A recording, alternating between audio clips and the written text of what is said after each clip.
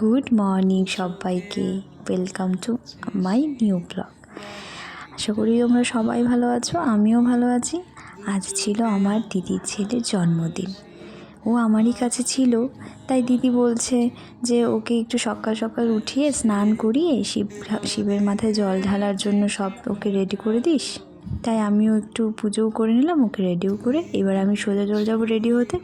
Ready হয়ে এবারে বেরিয়ে গেছি। দেখো আজকের দিনটা এত সুন্দর, রোদ ঝলমলে একটি আকাশ, শীতকাল যে মনেই হয় না। সেই রাতের বেলা করে একটু ঠান্ডাটা ভালোই পড়ে। আর ও তো যেতে যেতে হাঁপিয়ে গেছে যেন। ও কখন যাবে, গিয়ে ওর বন্ধুদের সাথে কত কথা জমে আছে। সেই কবে এসেছে আমার কাছে, গিয়ে সব বন্ধুদের সাথে কথা কমপ্লিট করে দেখা করে ও বলছে চল এবারে একটু মাঠে খেলবো। তো আমিও কথা মতো খেলতে চলে গেলাম। আর এদিকে দিদি ওর দুপুরের খাবার রেডি করে ফেলেছে, আর আমরা এদিকে ও যেখানে কেক কাটবে সেই জায়গাটা একটু প্রিপারেশন করে নিচ্ছিলাম। এদিকে দিদিও আমাদের জন্য খাবার নিয়ে চলে এসছে।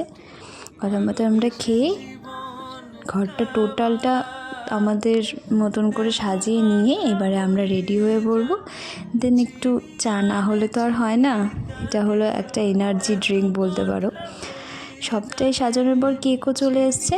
এবার ওর সব বন্ধু বান্ধবরাও চলে এসছে। এবারে ও কেক কাটবে। ও খুব হ্যাপি, জানো তো।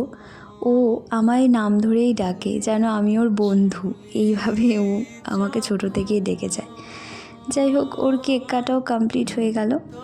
এইবারে ওর সব বন্ধু বান্ধবরা, আশেপাশের যত দাদা দিদিরা ছিল ওর, সবাই খেতে বসে গেছে। আর ও তো খুব খুশি, ওর বোন, ওর দাদা সবাইকে পেয়ে।